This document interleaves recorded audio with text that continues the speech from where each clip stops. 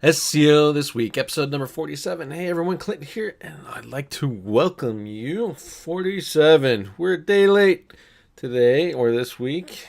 Got really busy, but that doesn't mean the content we're going to go over is not too bad. So, first off, we're going to look at one of my SEO mentors. He wrote a great post, Jerry West, on some things that a particular affiliate marketer is doing to his competition, and something you might want to be aware of and protect yourself against. Some data visualization stuff.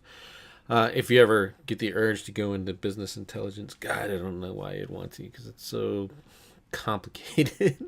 And so client reporting from an SEO or a local SEO perspective. All this and more on episode 47 of SEO This Week.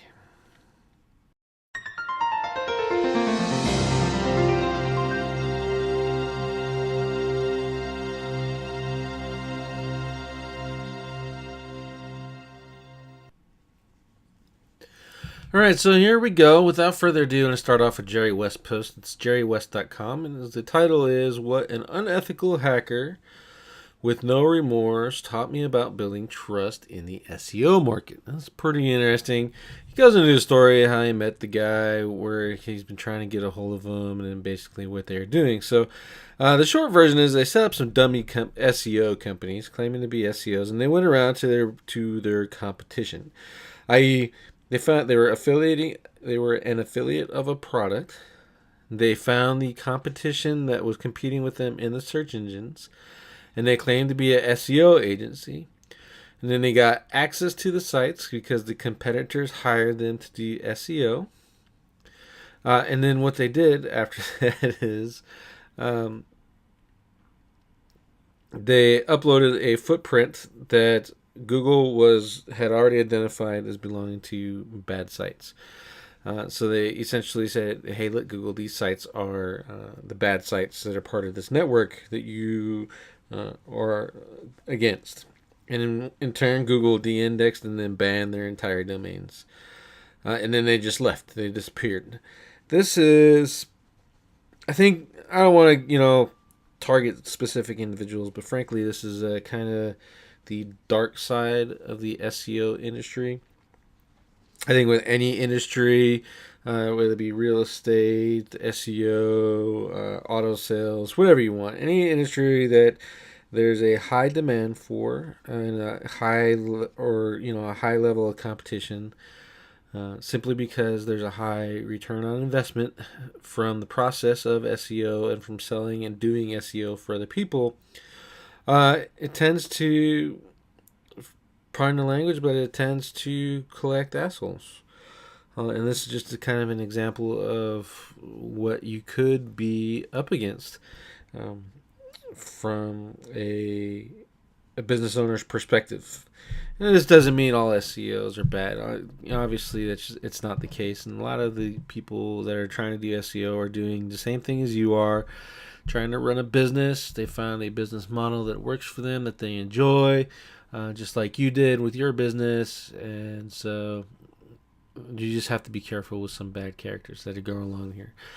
Basically, what you should do is kind of have control. The message here is make sure you have control of who you're giving access to your sites and your hosts and all that stuff, and then monitor what they're doing in a much better way. Could those competitors, the targets of this, have known what they were going to do? I highly doubt it. Could they have figured out the flag? Maybe if they were into it, if they knew what was going on and they knew that this footprint caused the drop in rankings, then sure, they could have gone into and identified and found that flag. But I think this is something that Google needs to look at too, is how do they prevent that kind of negative SEO, which is really what it is. How do they really prevent it and help and keep it from prevailing in the industry?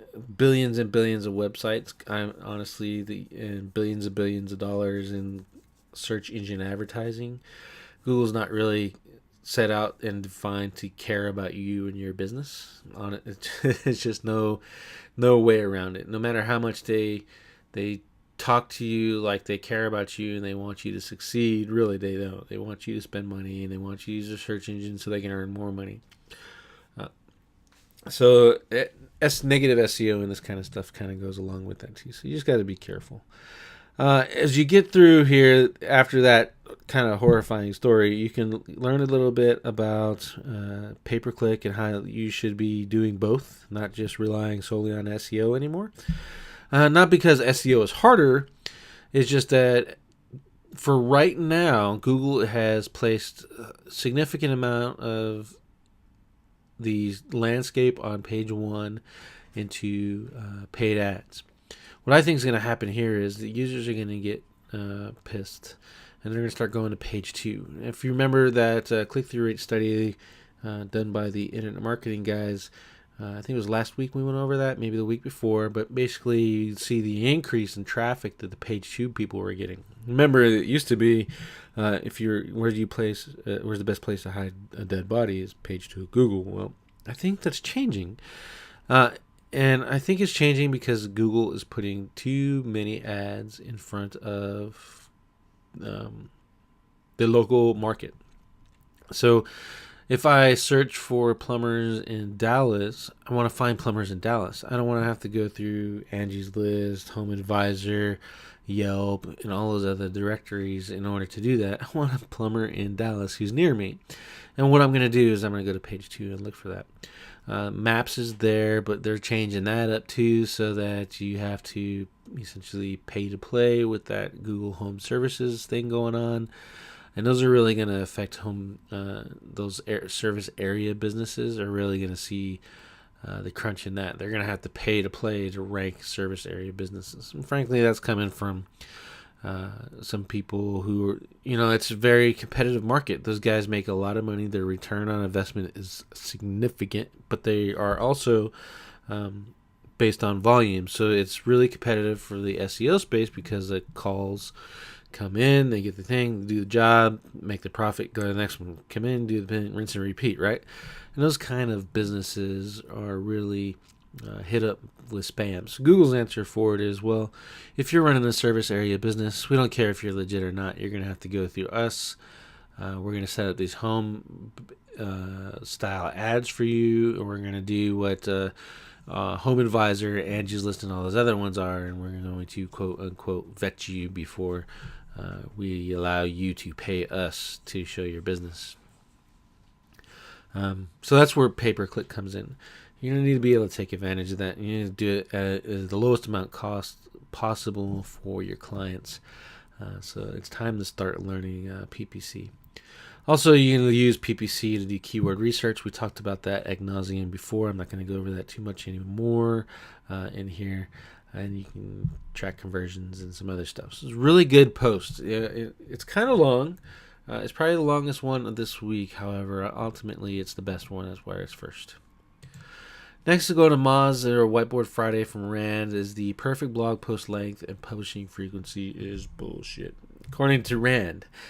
Some things I want to point out here. He's not talking about he's not arguing that longer content longer content does rank higher. What he's arguing is, and something that we argue constantly, is just because you get a study, let's say you get a study of 50,000 keywords and you see all of these keywords are correlating based off of these 50,000 individual keywords, you see like content length is important for the first, second, third positions. But you could get some outliers in there, and what you really should be doing is looking at content length as one of the correlating factors for search ranking, not the factor. And a lot of the studies that are being put out right now are saying that content length is the primary factor. When we know, when we're using a lot of our tools and we do some analysis and we actually use our experience and apply that, it may not always be the case. You can rank a page with 500 words just as much as you can with 50,000 words, as long as you're answering the value of the search result. So if your question in the search result that's being that your site is attempting to answer, uh, it can be done in 500 words, write a 500 word blog post. And if it can be done in 5,000, it has to be done in 5 to 10,000, then go ahead and go that route too. The I think the message here with Rand and his argument against these bulk studies is it's not as simple as saying if you apply this, you're going to get this result. So it may not necessarily correlate with your specific keyword. You're going to have to go into your specific keyword and look at the data and see what's correlating among those sites to help you make your changes and get a causation of these changes. I made these changes and it caused my result to go up. That's how the correlation causation battle kind of goes along in the SEO community. The next one is public blog post traffic by publishing frequency, i.e., the more you publish, the more traffic you're going to get. Well, I think it could apply if you're already a big site and you're putting out a whole, if you're the Wall Street Journal, for instance, you put out 10, 15 articles a day, you're going to get a lot of exposure that way and get more traffic. But a brand new blog's probably not going to see that in the way that you kind of expect. I think I did it for a year and a half on my original websites, my first ever website, and I published every day for a year, and my traffic volume never really increased. And it wasn't because I was writing for bad keywords. I was actually ranking everywhere, but those terms just didn't bring the volume of traffic, one, that I wanted, and two, one that I needed. When I say need is, if I write one article now a month, but it's targeting buyers or it's targeting people who are looking for one of our services, that's better than writing one article a day. The downside is that you kind of run out of practice, so you have to remember how to write. You have to flow better, and your writing can actually take longer if you're not practicing. So here's a suggestion for you, and it's the same suggestion that Rand did. When you're first starting off, write something every day. You don't even have to post it on your blog if you don't want to. Just write something. And then make a frequency for you on your site that you're going to be able to keep up with. SEO This Week comes out once a week because it's easy to manage. We can do it once a week. We can accomplish it. Where if I was publishing every day, one, I'm probably not going to say a whole lot of good stuff. I might give you a tidbit or two that is cool, but really it's not going to be something that's going to interest you, and frankly, it's not going to interest me. So, but in that case, though, you still want to write every day. Get something like Scrivener. That's a great piece of software, and you can manage your blog posts, and you can just write, and if you spit out 1,500 words and you look at it at the end of the day and it's crap, well, you can just delete it. You haven't published it. It's not gone on your site and made, fill it up with junk. But you wrote, and you're getting better, and you're getting better, and you're getting better in that. And then make your publishing frequency what you want it to be, and then just stick with it. So once a week, SEO This Week comes out. If we feel like it, we want to do more, we can add another article in there. It's okay. Google's not going to get mad at us, and our readers are going to be, surprised by the added content versus disappointed because we started cutting down on stuff too. So it's a good video. I think it kind of gets your brain going around the process of it, and just a way to look at correlation and causation studies and tools. Next one is Joy Hawkins. It is on the Moz site as well. It's 5 tips to help show ROI from local SEO. I think if you are in SEO, if you're an agency and you're trying to teach or show a company the return on investment, it gets pretty hard because it's not a tangible thing. If I send out but it is more tangible than a TV event, for instance. Here's an example. You're a plumber and you submit and have a TV interview, and every once in a while the customers you get, the phone rings, and the customers you get, and one or two say, hey, I saw your TV ad, or you use the coupon in the TV ad so that they can kind of take advantage of that, and you kind of track your stuff that way. Same with radio, you track your stuff that way. Advertising, you do it the same way too. In print media, you have a coupon code, and everyone who uses that coupon code, you can attribute to that specific ad. SEO is better because you have analytics, and you can contribute everything to what your SEO is doing. Now, if you got a good SEO, it's going to result in not only search engine traffic, it's going to result in social media traffic. You can put all of that together: social media, pay-per-click, SEO, all that organic, and see your complete return on investment, assuming a couple things. One, you know your numbers, your average lifetime value of your customer, and two, you are honest about your conversion rate. I've had clients that started with us, minimal amount of traffic, we get them traffic. What is your conversion rate? Our conversion rate is 60%. So they're telling me that every person that calls them, they'll close 60% of them. And then when we do the numbers like one of the ways that Joy talks here, which is estimating revenue based off of their conversion rate and the average lifetime value of the customer. We do the numbers and we're like, well, we didn't get that. I said, well, then your conversion rate's not 60%. And then you get one or two things. You're going to get the bullheaded customer or client who, yes, it is, we know it's good, you're not sending us good leads. Then, or you're going to get the other one that says, all right, so what do we do to fix it? The best way to do this, especially if you're tracking phone numbers equals it helps you get your conversion rate, which is perfect for a local, is to start recording for these businesses. Make sure that they're aware that you are recording. They agree to you set this up, and then they can actually listen to it. We do this for our dentists. Their front staff know that they're being recorded. In the states that have to, we put a whisper in front of there. This call is being recorded so that both parties hear it when they pick it up. And then they go about their day, do their business, and then they can go back in and say, all right, why didn't that turn into a customer? Why was that a bad customer service experience?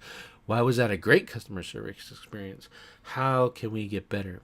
Those are really the businesses that we like working with, versus the guys that are, well, I know this thing says that it sent me 15 calls, but we didn't get the numbers that you said we're getting, so we're not seeing the ROI. Well, if you're not seeing the ROI based off of the numbers that we're showing you, real hard numbers, and the numbers that you say is your closing ratio, then your closing ratio is wrong.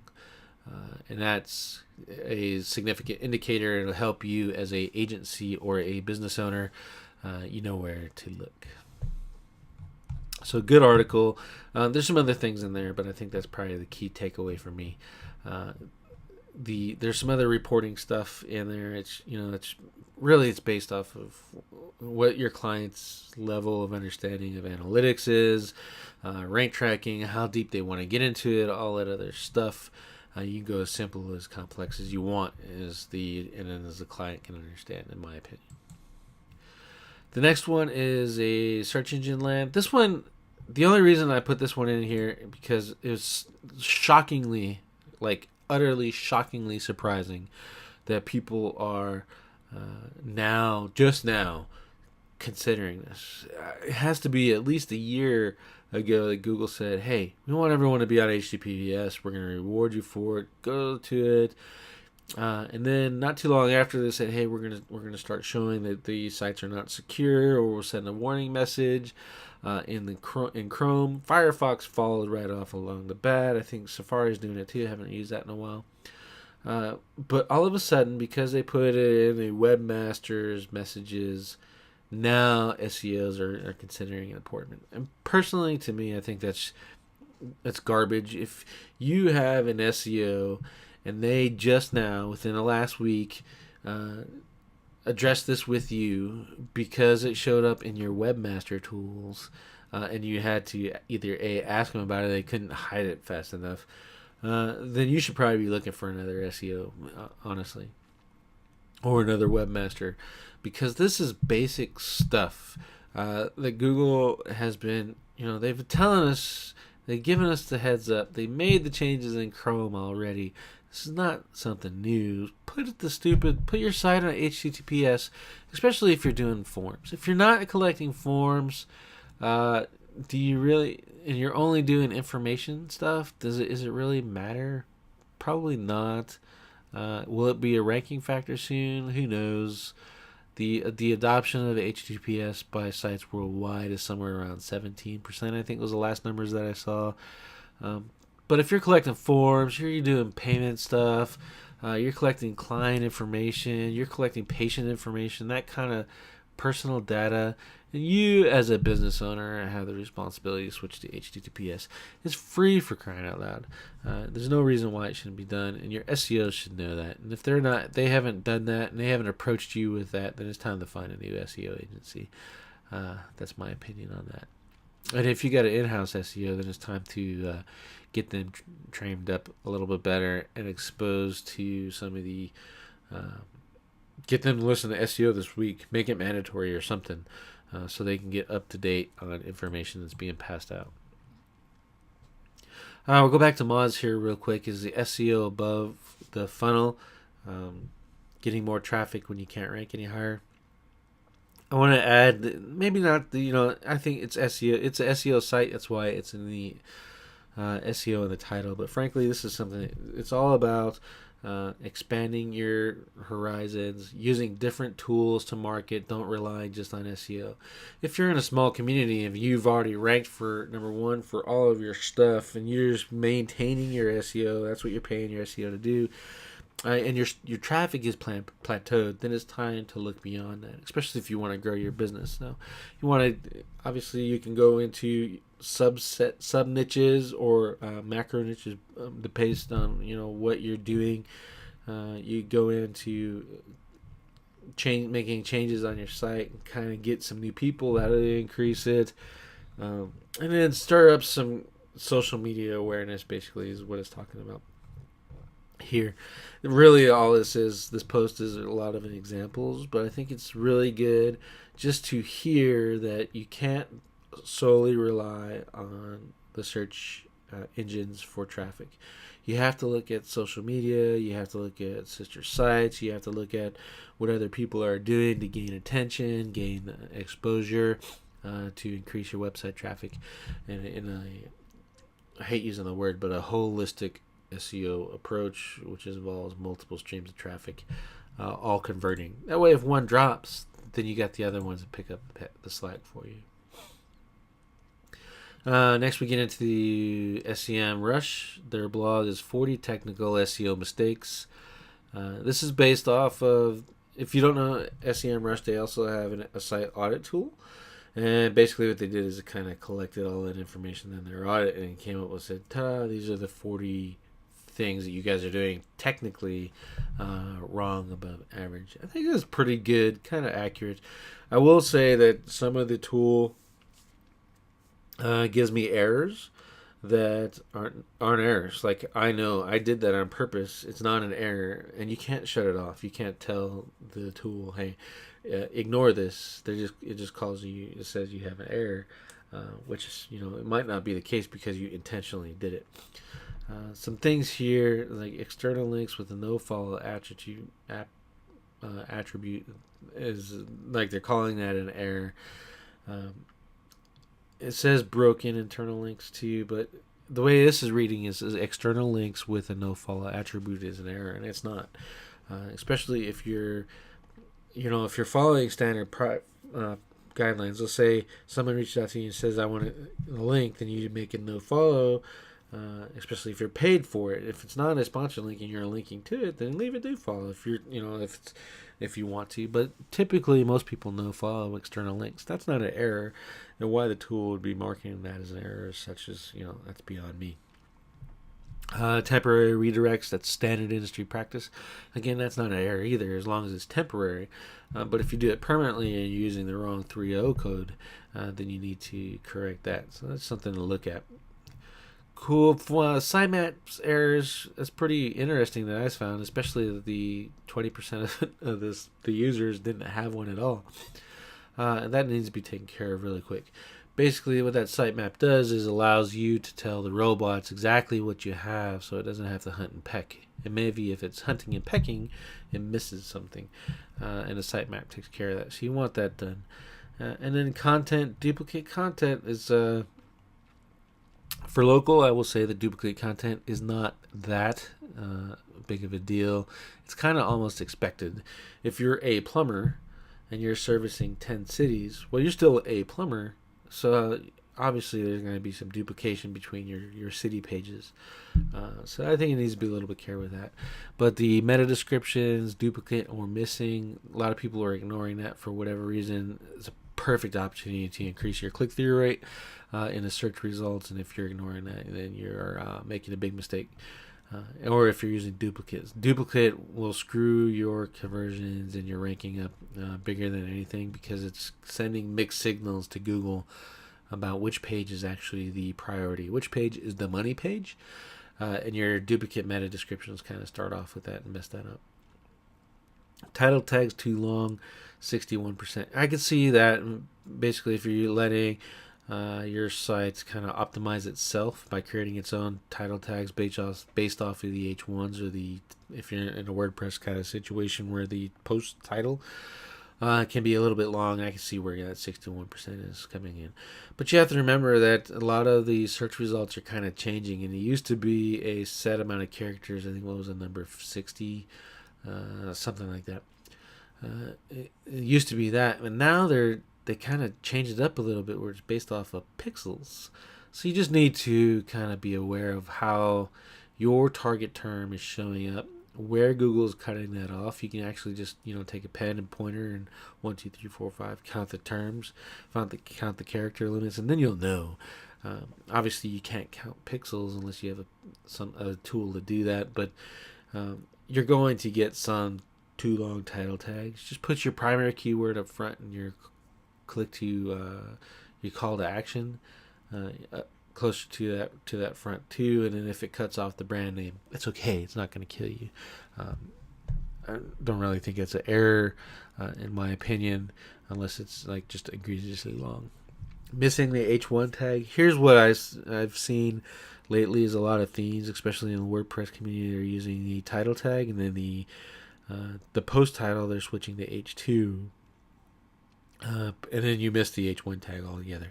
H1 is title tag, H1 tag, and your content are probably the top 3 things that I would be looking for when you're done talking about on-page SEO. So if your theme does not have a H1 tag and you don't know anything about coding, then you need to contact your developer and say, I would like you to switch the default page template from H2 to H1, and it's done for you. You're done. You don't have to worry about H1s anymore. You can just play with the H2s and H3s to divide your content up. That's an easy fix. Images, missing alt tag. As long as your post has one for your primary keyword, then if the rest are missing, it's not a big deal in my opinion. You are losing some opportunities, though, to hit some latent semantic indexing with using related terms inside of your image alt tags. And if you're doing custom images, then you certainly want it to do that, because you can actually rank those custom images for those terms as well and drive traffic to your post, assuming you have that redirect set up. And then page speed, that's kind of one of our things. It says page speed is slow, 23.16. I think that they are using the page speed insights from Google to get this up, which is notoriously full of crap. Don't use that tool for anything unless you're just trying to find out if Google sees your page as mobile friendly. Other than that, leave it alone. Don't give it to clients. They fall in love with that grade and those percentages. And that tool is just garbage. So ping them for real page load speed, and you're going to have to kind of compare the results that you get out of the SEMrush report in that case too. And then mobile, just saying it's not configured, or viewport not configured, or it's missing the canonical tags if you have AMP pages. We don't use AMP. We don't recommend it for local because they're not in the information marketing business, so they don't really have to, they're not relying on AdSense or whatever. And basically you're just kind of playing into the Google Google Mode, you click on AMP, you look at your content. Okay, thanks, and then you close it, and now you're right back into the search results. They've shown your website inside of the search results on a mobile phone is essentially what they're doing, and they make it a little bit harder to add conversion elements and that kind of stuff that mobile users like video. All that stuff's harder to add to AMP. As it grows up and develops, I think they'll add it, but then they kind of defeating the purpose of using it. So I think it's time, if you haven't done it already, to just grow up and make or buy a responsive web design that caters to both desktop and mobile, and then you're good to go. And that in turn will help you with your page speed load time as well, with some other stuff. Pretty good infographic, just some great information. Hopefully my insights helped you kind of get through that a little bit better and understand the things that I see that are important, especially as it applies to the SEMrush audit tool. I'm going to go to Search Engine Journal as the SEO primer to learning data science basics. I have a master's degree in business intelligence, and I can tell you that if you have no desire to learn business intelligence, how to use R or Python for making graphs and reports and visualizations, then you can probably skip this. It does have, just some interesting stuff. Maybe you have an SEO who's talking to you about this stuff. You can kind of educate yourself a little bit, just get the definitions so you understand the terminology. But there's really not a lot of actionable things to do. Collect data using MySQL, Cloud SQL, or other tools. You're not going to do that really as a business owner. You're going to bring someone else aboard that can knock that out. Unless you're into the computer science and all that and know R or Studio, then go for it. But transferring the data, where you're going to store it, showcasing your data, which is visualizations, graphs, charts, all that stuff is visualizations. That's how you showcase your data. And then knowing how to manipulate it. I think the best thing that you get out of this is if you just want to play with it, just want to learn something a little bit, so you understand a little bit, you can just go down and learn about R. And he gives some tips on how to kind of bring your Search Console data into R and look at it and connect it. And you could kind of set up some visualizations that way. He doesn't go a lot into once you have it there, like what do you do with it after that, which can be a little bit mind-numbing. But again, honestly, they have Google Data Studio now. Bing's got their Power BI.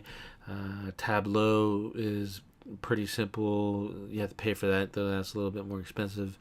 And then the Data Studio guys, they're creating templates left and right to connect to all of this stuff already for you. You just have to learn how to, drop, drag, and manipulate a little bit versus learning R, which essentially you're learning a whole new set of skills just to bring the data in, much less turning it into visualization. So if you're like me, you're interested in this kind of stuff, then again, it's a good post. But if you're not, then just go ahead and you probably ignore it.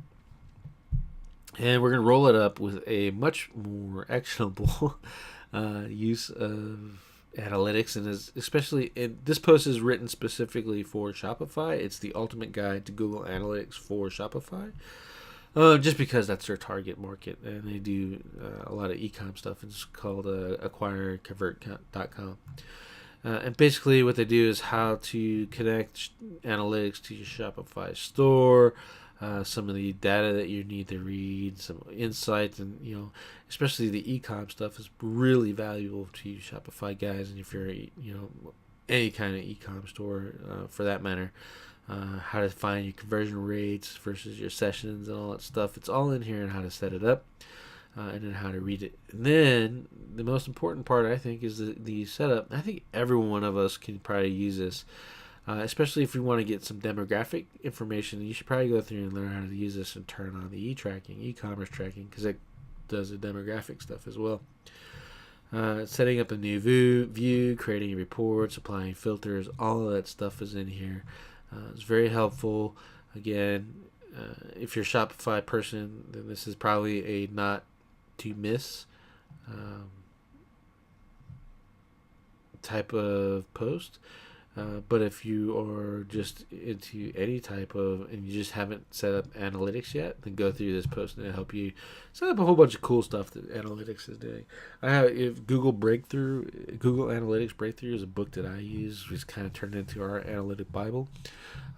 But you don't have time. If you don't have time to read something like that, then this is a really good post to just set up some basic reporting and basic tracking inside your sites.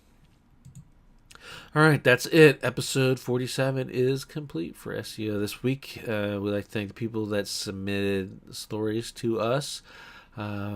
We always encourage that if you are posting regularly and you posted something within the week and you think it's great, then go ahead and share it to us. We'll add it to the roll-up if we like it. And if it applies. Next week we are looking at I think we're set for another interview. I'm going to actually try to bring on Ted Kubaitis this time. And we're going to talk about his software tool called Quora, which does correlation on a keyword basis. So if I am trying to rank for plumbers in Denver, then plumbers Denver is a keyword. It looks at the top 100 sites, and then based off of the factors that he put in there, it's over 500 now on and off page, integrated with SEMrush and Ahrefs to correlate what the tool is saying is what is resulting in that ranking for those top sites. And then you make the changes based off of that, and then you help to see if that's actually caused it. It's a really good tool. I like it. It's probably, I think it's my number one SEO tool right now. And I actually was with him at SMX Advanced, and I talked him into making Bora, which, that's right, it targets Bing. And that's really interesting. I'm beta testing that right now.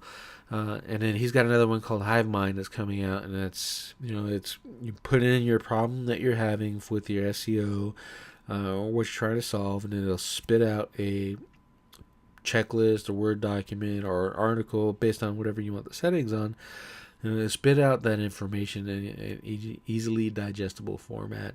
And you can kind of go through and knock out. I think all three wonderful tools. One's already out, that's Quora, and then the other two are on their way out to the public. So I think he's probably going to be our interview for next Monday. I want to thank you very much for listening, and I hope you have a great week.